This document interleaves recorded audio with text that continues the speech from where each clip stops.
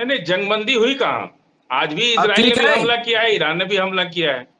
जंगबंदी तो हुई नहीं, अलबत्ता अमेरिका के अंदर कैलिफोर्निया में लाखों लोग सड़क पर उतर गए और ट्रंप को घेर रहे। स्पेशल सेशन बुलाने की पार्लियामेंट में मांग की जा रही है और ये कहा गया कि जब तक पार्लियामेंट की एक कमेटी जो कांग्रेस है उससे बिना प्रपोजल को स्वीकृत कराए आपने हमला कैसे कर दिया।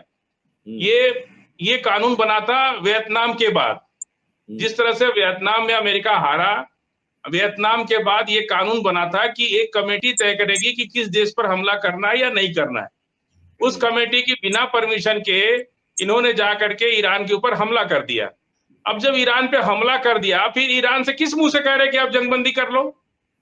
सवाल इस बात का है कि आप बड़े हैं, अगर आपने वो बड़ा समझते हैं तो आपने हमला क्यों कर दिया। अगर ईरान अपने को नहीं बचा पाता तो ईरान मिट गया होता। ईरान के ऊपर हमला करने के बाद ये कह रहे हैं कि जंगबंदी कर लो। अब अमेरिका के लोग परेशान इजराइल को देख के हैं कि अगर मिसाइलें हमारे तरफ की, जैसे ईरान और नॉर्थ कोरिया ने जो है 18-18 हजार किलोमीटर दूर तक की मिसाइलें बना ली, तो इनको डर है अमेरिकन को कि कहीं ऐसा ना हो जो है इजराइल के साथ साथ हमें भी भुगतना पड़े।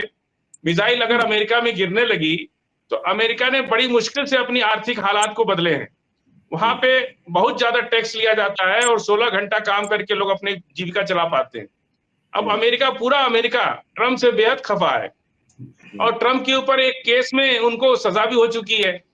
तो बहुत ज्यादा ऑपोजिशन ये इस ताक में है कि किसी तरह इनको पार्लियामेंट सेशन बुला करके और ये बात साबित किया जाए कि इन्होंने अपनी मर्जी से ईरान पे हमला कर दिया। वियतनाम के बाद एक कानून बना था अमेरिका के अंदर, उस कानून की खिलाफ वर्जी किया है ट्रंप ने। ट्रंप खुद को ये चौधरी बनना चाह रहा है और उसके बाद भी सोचिए कि ईरान पे हमला करने के बाद भी ये पीस के लिए वो पा रहे हो, क्या बोलते हैं उसको, नोबेल इनाम, अवार्ड लेना चाह रहे हैं। पीस नोबेल नोबेल पुरस्कार लेना चाह रहे हैं पीस के लिए। अब सोचिए कि जिसने हुती को मारा, हुती के डर से भाग गए अपना जंगी बेड़ा लेकर के। हुती को पहले धोखा दिया, बोला कि 2 दिन में बात करेंगे, अभी बात तक हुती पर हमला कर दिया। और जब हुती ने पलटवार किया, उनके जंगी बेड़ा को डुबा दिया और डुबाने के बाद दूसरा जहाज आया, उसको भी आधा घायल कर दिया, वो भी वहां से चला गया। और तब उन्होंने कहा कि हम हुती से झगड़ा नहीं करेंगे, हम सीज फायर कर रहे हैं, हम बात करके मामले को सलटाएंगे। जो हुती से नहीं लड़ पाया वो ईरान से क्या लड़ेगा। हुती के सामने ईरान तो बहुत बड़ी ताकत है ना। तो जो हुती से नहीं लड़ पाया वो भाग गया वहां से। इनकी बात में कोई, इनको अब कोई यकीन नहीं कर रहा। इन्होंने ईरान में कहा कि हम 2 हफ्ते के बाद तय करेंगे कि ईरान पे हमला करना है कि नहीं करना, और 2 दिन के बाद भी हमला कर दिया रात को अंधेरे में B2 बॉम्बर। अभी देखिए वहां से सारे जितने 23 बेस हैं इनके अरब देशों में, सब जगह से इन्होंने अपने सैनिक बुला लिए वापस। खंडहर खाली पड़ा है और ईरान लगातार उनके हमला कर रहा है उनके बेसेस पर। और सबसे पहले किस बेस पर हमला किया, सीरिया के, जो अल शुरा को अमेरिका इतना इनाम दिया, इतना पैसा दिया और इतना ज्यादा उसको उम्मीद थी कि ये हमारा वफादार निकलेगा। और जब पहला अटैक हमला ईरान पे किधर से हुआ था, इराक से हुआ था, इराक के बेस से हुआ था। लेकिन इराक के बेस पर हमला ना करके पहले सीरिया पर हमला किया ताकि दुनिया देख ले कि अल-शुरा किसका आदमी है। आज भी अल-शुरा ने साबित कर दिया कि अल-शुरा ईरान का आदमी है, रूस का आदमी है, वो टर्की का आदमी है। तो अल-शुरा ने कोई रिटेलिएट नहीं किया। उसके बाद सारे बेसेस जितने थे, कतर में, ओमान में, मस्कत, जहां भी इनके बेसेस थे, उस सब पर ईरान ने जबरदस्त हमला किया है, बिल्कुल खंडहर कर दिया है, तबाह कर दिया है। और सारे अमेरिकन सोल्जर्स बेस छोड़ के भाग गए, सारी फ्लाइट्स इनकी वापस चली गई। पूरा डमी बख्तरबंद गाड़ियां, डमी टैंक और डमी गाड़ियां वहां सजा दिया गया। उस पर ईरान ने हमला किया और एक भी अमेरिकन नहीं मरा उसमें। इसका मतलब कि सब बेस खाली कर दिया। देखिए अभी बातचीत चली रही थी, तब तक इजराइल ने ईरान पे पहले हमला किया। ईरान पे हमला पहले इजराइल ने किया, तब जाकर के ईरान ने जवाब देना शुरू किया। अभी तो उनके वैज्ञानिक आने वाले थे, वो परमाणु संयंत्र को चेक करने वाले थे और 2 हफ्ते के बाद, 2-3 दिन के बाद ही उनकी बैठक होने वाली थी कतर में, अमेरिका की और ईरान की। इसी बीच उस बैठक से 3 दिन पहले ही इजराइल ने जो है ईरान पे हमला कर दिया। अब जब हमला कर दिया तो खामेनी साहब ने कहा कि ये दोनों काम एक साथ नहीं हो सकता, अब कोई बात नहीं होगी, अब हमले का जवाब हमले से दिया जाएगा। नहीं, देखिए, अखबार तो सुबह में आता है और रात में छपता है, और जो भी खबरें होती हैं, आजकल सोशल मीडिया का जमाना है, सुबह ही शुरू हो गया था। सबसे सुबह उठते ही हमने सुना कि इजराइल ने ईरान पे हमला किया और ईरान ने इजराइल पे हमला किया, और पूरे दिन चलता रहा ये हमला, और आगे रात में भी चलता रहेगा। अभी कोई सीज फायर का ऐलान किसी तरफ से भी नहीं हुआ है। ईरान ने कह दिया कि हम किसी सीज फायर में नहीं है, हम किसी सीज फायर से बंधे हुए नहीं है, हम अपना तब तक जवाब देते रहेंगे जब तक कि हमारा मकसद पूरा नहीं हो जाता। ये बात को गौर कीजिए, ईरान ने ये बात नहीं कहा कि हम कुछ कर लेंगे, ईरान ने कहा कि हम तब तक लड़ते रहेंगे जब तक हमारा मकसद पूरा नहीं होता। अब क्या मकसद है उनका, ये तो आप समझते हैं कि मकसद क्या है। मिडिल ईस्ट को इजराइल और अमेरिका की गुलामी से आजाद करना है, पूरी तरह से सफाया करना है इनका, वो जमीन को खत्म करना है इन लोगों के।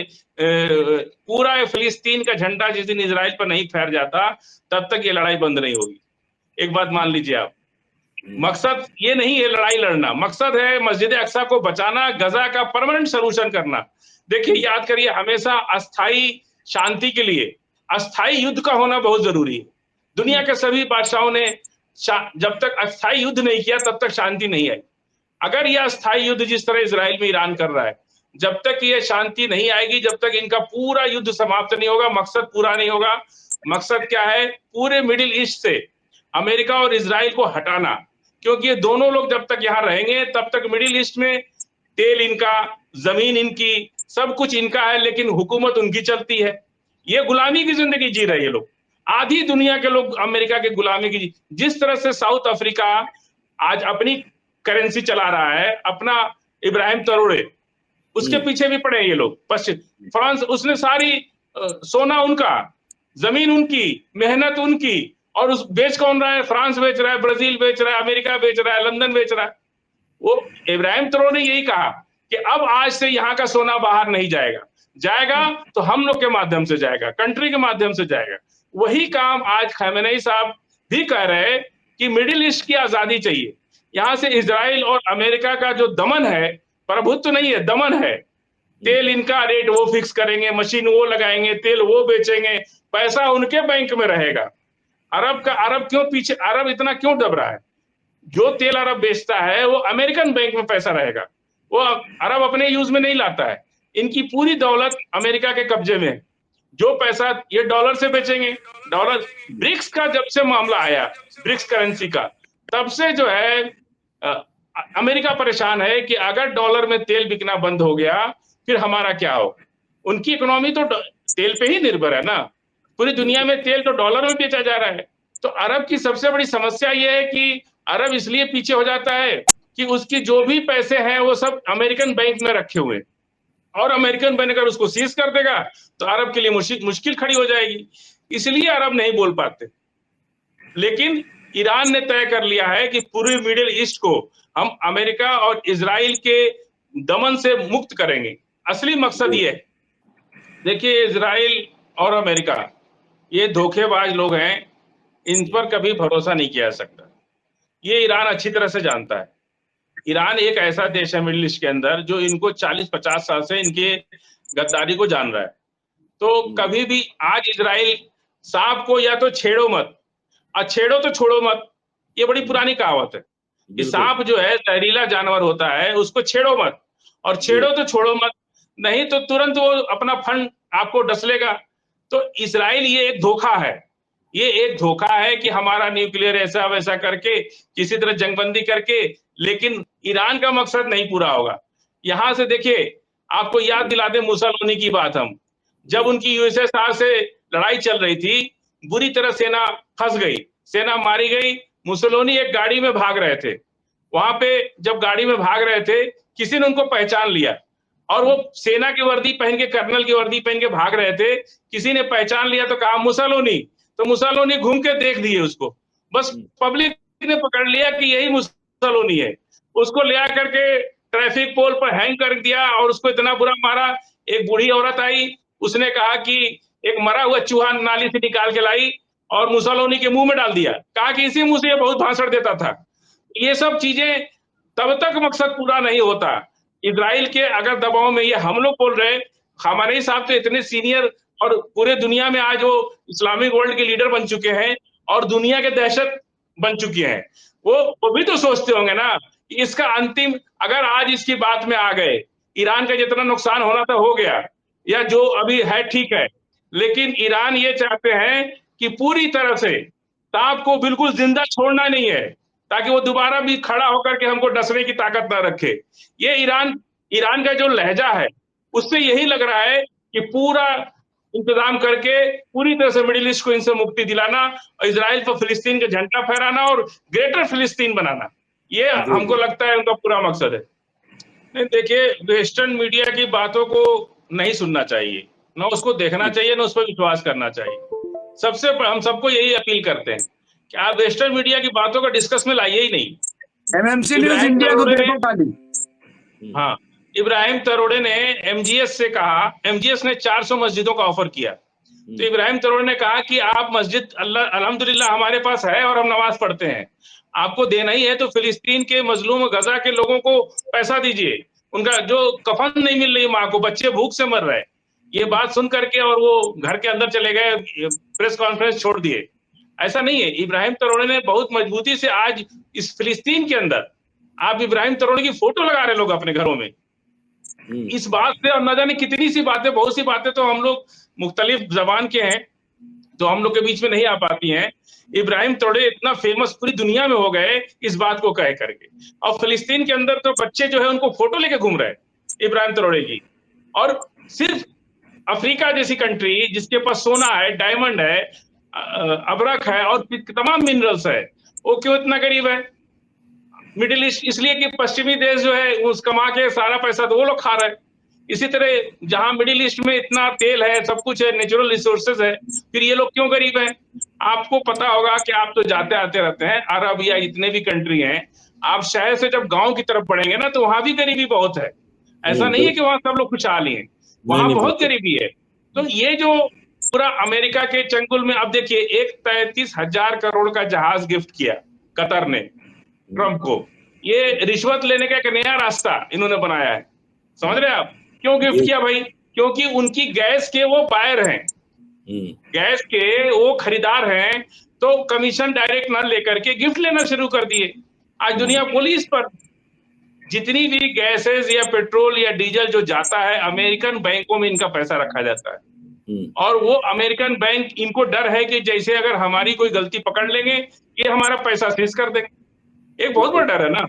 देखिए, तैयब एर्दोगान को एक चीज जान लीजिए कि वो दुनिया के लिए चाहे जो भी हैं, टर्की के लिए बहुत इंपॉर्टेंट है, और वो नेटो का मेंबर बनने के चक्कर में, ऐसा नहीं है, सारे लोग मदद कर रहे हैं। आप सोचिए कि हमास जो गुलेल से कभी लड़ता था, आज बड़ी बड़ी मिसाइलें मार रहा है, उनको 20 महीने से पानी पिला के रख दिया इजराइल को। तो उनके पीछे सबकी ताकत है ना, अकेले उनकी ताकत नहीं है। वो 8-10 हजार लोग क्या कर लेंगे? आज ये पूरे मिडिल ईस्ट के जितने छोटे बड़े कंट्री हैं, ऊपर से तो ठीक है वो नहीं कर रहे, अगर लड़ना हमास को ही है, लड़ना ईरान को ही है, तो फिर इनको बीच में क्यों आना? स्ट्रेटजी, एक पॉलिटिक्स, जब अमेरिका और इजराइल भी इस तरह की हिपोक्रेसी कर रहा है कि ऊपर से कुछ अंदर से कुछ, तो वही तो अब ये लोग भी सीख रहे हैं ना।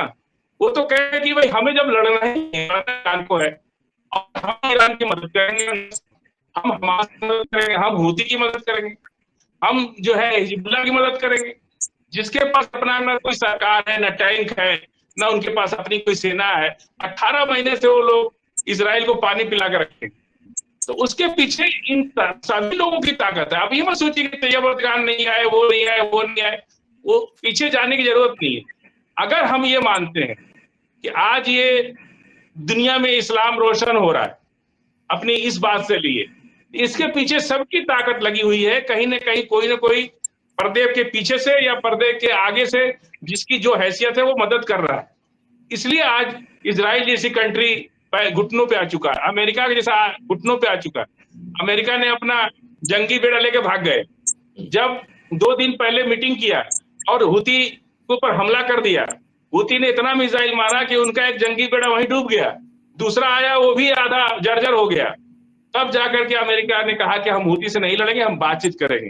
तो अमेरिका को नहीं लड़ रहा कि जब हम हूती को नहीं कुछ बिगाड़ पाए तो ईरान तो बहुत आगे उससे, उसका फिर क्या होगा, फिर हिजबुल्लाह का क्या होगा। इन्होंने 3 दिन, जैसा अभी मुमताज भाई ने बताया कि 3 दिन का दौरा किए। अल शुरा जो अलकायदा का आतंकवादी कहता था अमेरिका, उसको आतंकवादी के टैग से हटा दिया, उसको पैसा दिया, उसको राष्ट्रपति बना दिया सीरिया का, और ये कहा कि ये हमारा है, अपना है। जब सबसे पहला हमला ईरान ने सीरिया के ही बेस पर किया, सीरिया के अमेरिकन बेस पर, तो अल शुरा ने दुनिया को बता दिया कि हम किसके आदमी हैं। अगर वो रिटेलिएट करते तब ना हम समझते कि वो अमेरिका के आदमी हैं, लेकिन अल शुरा ने बता दिया कि हम किसके आदमी हैं। और जब ओआईसी के बैठे, देखिए ओआईसी के बारे में मुमताज भाई से भी कई बार हमारी बात हुई, ओआईसी को अभी हम लोग इतना मजबूत नहीं मानते हैं। ओआईसी एक न्यू बोर्न बेबी है, हम साफ कहते हैं, मुमताज भाई के चैनल पे भी बोलते हैं कि ओआईसी एक न्यू बोर्न बेबी है। आप न्यू बोर्न बेबी से क्या उम्मीद करते हैं? जो खुद का अपना काम नहीं कर पा रहा है, वो दूसरों की क्या मदद करेगा? एक नवजात बच्चा जो अभी पैदा हुआ है, वो अपना काम नहीं खुद कर पा रहा है, वो दूसरों की क्या मदद करेगा? फर्क सिर्फ इतना है, बस एक मिनट, फर्क सिर्फ इतना है कि ओआईसी ने एक बास्केट बना दी, उस बास्केट में सब बैठे हैं, कोई उस बास्केट से निकल के बाहर नहीं जा रहा। ओआईसी का सबसे बड़ा फायदा यह है कि उसने इस्लामिक वर्ल्ड को इकट्ठा किया और कहा कि तुम अपनी ताकत को पहचानो और इस पर काम करो। ईरान पहले से सारे लोग हैं, ऐसा हम किसी को नहीं कह सकते तैयब अर्दोगान क्या कर रहे हैं, सब एक दूसरे की मदद कर रहे हैं और दुनिया को से बचते हुए तरकीब से कर रहे हैं।